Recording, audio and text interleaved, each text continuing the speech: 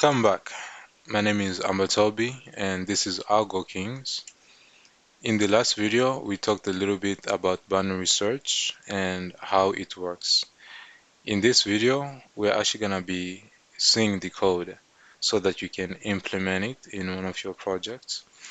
And to start off, I'm just going to define a function, and this is going to be called binary search. That's the name of the algorithm. And this function, it's going to take in two parameters. One, it's going to be for the list of numbers. So that's an array, and it's going to be of numbers. And also, it's going to take another parameter, another argument. This is going to be for the target, the number that we're going to try to find. And it's also going to be a number, an individual number. And it's going to return a boolean. If we found the number, it's going to return true. If not, false. We need to make the variables. One is going to be low, and this is going to be set to 0. This refers to the first item in the list, and we're also going to need another one. This is high, and this is going to be set to the length of the array -1. The length of the array -1, and this refers to the last item in the list. And last but not least, we're going to need the midpoint variable, and this is going to be referring to the midpoint between those two variables mentioned above. And for now, it's going to be set to none.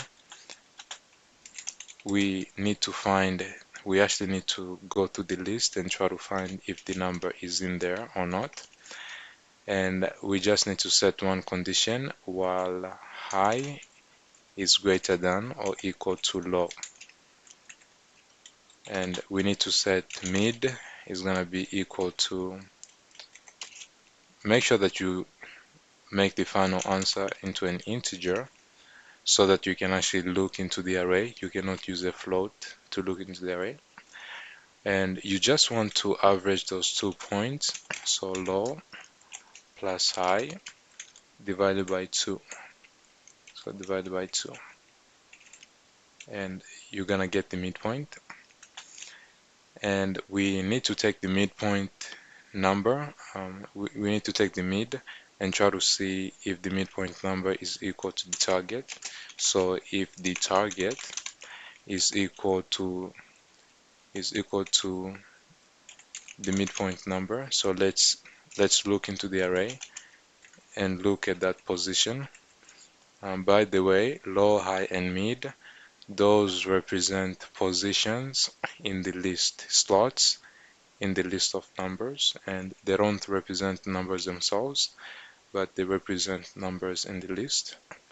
And we're gonna try to see if the target matches that number in that position in the array. And if that is true, then we need to return true. Else, we need to search. We need to try to see if the target is greater. If the target is greater than the midpoint, than this number here, than this number in that position, then that means we need to look more to the right since the target is larger. So we need to make low move to the right. Low is gonna be equal to mid plus 1. Else, if the target is smaller, we need to look more to the left, and we're just gonna search. We're gonna set this to high is gonna be equal to mid -1. And this is the entire code. Basically, return false. If we get here, that means we didn't find anything. Now we just want to see this in action, so I'm just going to make a variable called numbers, and it's just going to be a list of numbers. I for I in range 11. And we just want to see what numbers looks like so we can get an idea. So print numbers. Okay, let's run that. So this is what it looks like. This is what it looks like. Okay, I'm just gonna clear that. Now let's run that again. So this is what it looks like. Now we're actually gonna try to see. So let's say you're trying to find 7. We know that 7 exists. So let's try to find 7. So binary search and try to find. So this is the list of numbers right here.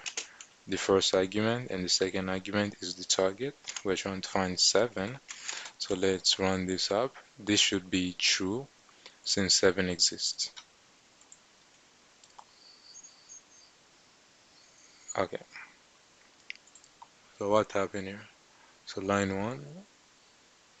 Well, we got an error message.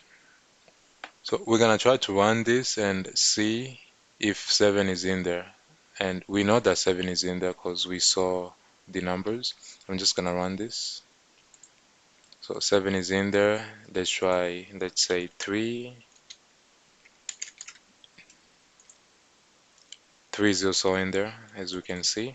But let's try 3.3. So 3.3. Okay. As you can see, it's false. So binary search is a pretty powerful algorithm, and the reason why you want to keep this plus and minus is, let's say you take them out. Now you're gonna get stuck in a loop. I'm gonna clear this, and we're trying to find for 3.3. It should be false, but see, it says running. It's running. So what's happening? So let's say that you have, so it's a list of 2 numbers.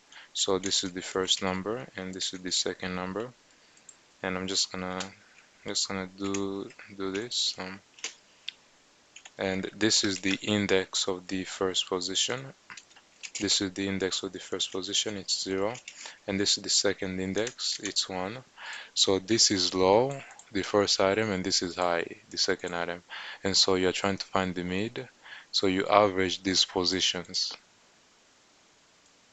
0 and 1, and then you divide by 2. And it's gonna be 0 if you convert it to an integer, because the int function, it floors the number. And since the target, so let's say we're trying to find number 3. So we're trying to find 3. So since the target is bigger than the midpoint, which is this is the midpoint number, which was 1, and the target is bigger than that. So we need to look this way. So low is gonna be equal to, here it's gonna be equal to low equals to mid. So nothing changed. So that's why it's getting stuck in a loop. So low is equal to mid, and we know that mid is equal to 0. But low is already equal to 0. That is the reason why it's getting stuck. And that's why you need to include the plus and minus 1, because if you had the plus 1, it's gonna go here and then here, and then you're gonna get to the target. So that's the reason why if I change it, watch this, low plus 1, minus 1. Now watch this. It's not gonna allow me to run, but code is already running. But stop code and run. Okay.